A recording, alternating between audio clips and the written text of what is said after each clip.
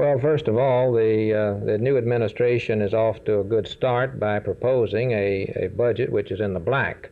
Anytime the government is able to take in more money than it spends, then it is not contributing to inflation. The second point is simply to do what it takes to keep all of us from trying to do everything today and not being willing to do something tomorrow that we ought to do.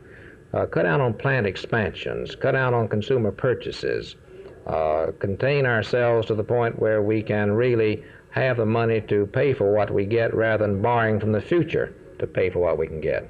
Do you see or do you foresee that eventually we will become a land or a country of apartment dwellers rather than homeowners? Well, I certainly hope not.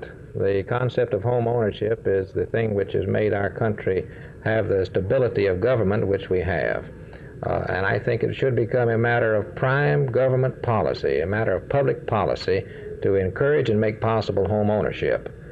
It's a concept we can realize. We've done a good job in the past, but we have to recognize the forces that keep us from doing the job today and work to correct those forces.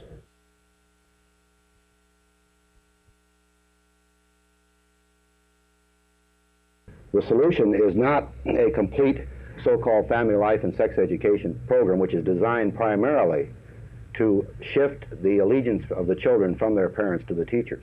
The solution is a scientifically oriented program in separate classes for girls and boys, and the facts of reproduction should be discussed as a purely scientific thing in science classes.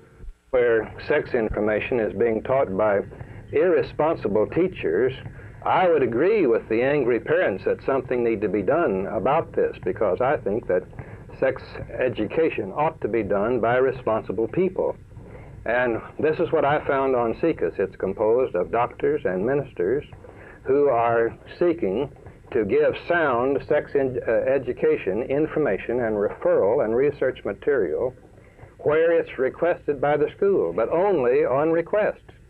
I think that as long as the psychologists and the psychiatrists are themselves battling vociferously on this issue, with some saying it's good and many saying it's absolutely the most incredibly bad thing that was ever invented, then I don't think that the teachers have any right to take this on themselves. Parents that are angry about a course, this is good, because I feel that the first step in the solution of any problem is the recognition that the problem exists. Now, what I'm really saying is that people that are concerned about the problem, that's great. I'm on their side. Apathy is a worse offender than to be angry about it, because when people get angry about it, then they'll get something done. And I think that it ought to be. I think that good, sound programs ought to be made available to people in the schools. Most people think that children don't get the proper sex education in the homes. Do you think a science class could alleviate this, or do you even think it's true? In the first place, I don't think it's true, and I don't think most people think that. I think that this is an overwhelming propaganda campaign that has been waged for years against the parents of this country.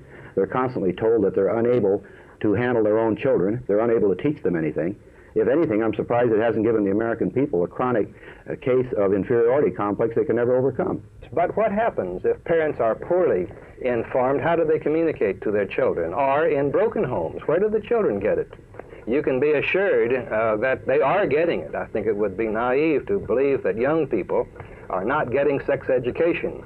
All you'd have to do is to go to a movie marked not suitable for young people, or watch the boys lined up at the bookstores and see that they are getting sex information, and they're getting it from each other. And what we think, or what I think, is that they ought to be getting it from responsible sources. And this ought to be ministers, the parents, and the school.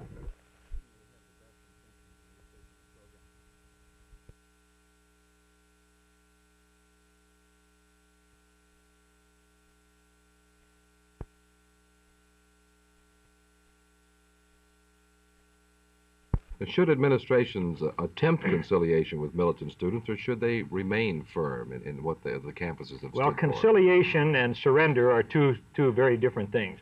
It seems to me that the attempt to conciliate, that term means to me, to attempt to converse decently over matters on which some mutual agreement may be found, to move things from where they are to something else.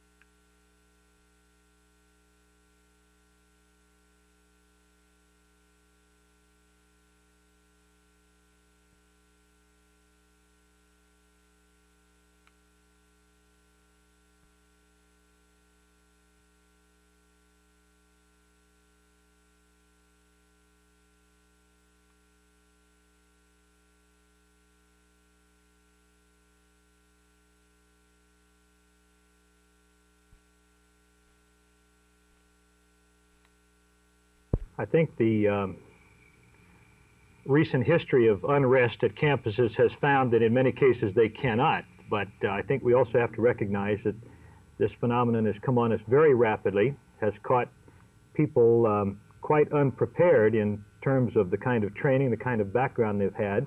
Educators are not law enforcement authorities either by training or, for the most part, by conviction or by inclination.